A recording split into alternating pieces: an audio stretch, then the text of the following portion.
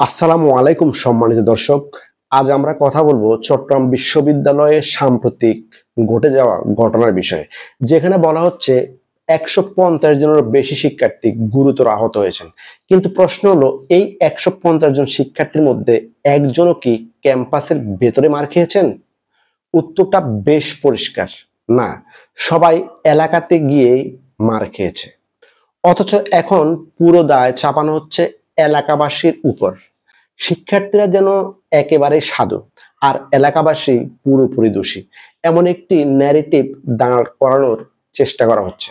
কিন্তু বাস্তব চিত্রটা একটু অন্যরকম। যতটুকু জানা গেছে, ঘটনার শুরু হয়েছিল একেবারে খুবই সামান্য একটা বিষয়কে কেন্দ্র করে, একটা বিল্ডিং এর দারোয়ানকে নিয়ে। এটা ছিল এমন এক ব্যাপার যেটা আলোচনা করে সমাধান করা যেত, কিন্তু সমাধান না করে উল্টো হ্যান্ডম দেখানোর প্রবণতা থেকেই মূলত এই ঘটনার সূত্রপাত। প্রশ্ন এখানেই, রাতে যা হওয়ার হয়েছে তা তো হয়ে গেছে, কিন্তু সকালে আবার কেন শত শত শিক্ষার্থী মিছিল করে এলাকায় হ্যান্ডম দেখাতে গেলেন? একসাথে ২০০-৪০০ জন থাকলে কি গায়ে চর্বি বেড়ে যায়? আপনাদের শক্তি বেড়ে যায়? এটা কি প্রমাণ করতে গিয়েছিলেন? ফলাফল হলো ১৫০ জনের বেশি শিক্ষার্থী গুরুতর আহত। আর শুধু তাই নয়, পুরো বিশ্ববিদ্যালয়কে এলাকাবাসীর মুখোমুখি দাঁড় করানো হয়েছে।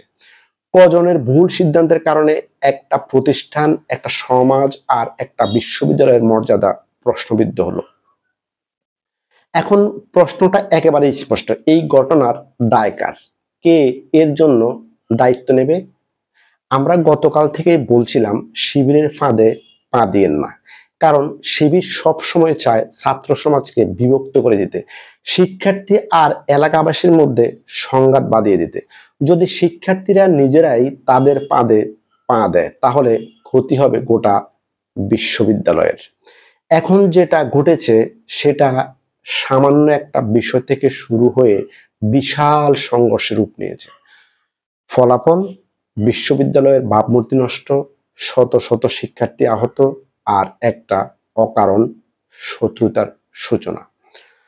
সুতরাং আজকে শিক্ষার্থীদের জন্য বার্তাটা খুবই পরিষ্কার: ভাবিয়া করিও কাজ, করিয়া ভাবিও না। আর সবচেয়ে গুরুত্বপূর্ণ, শিবিরকে কখনো বন্ধু বানাইতে যেও না।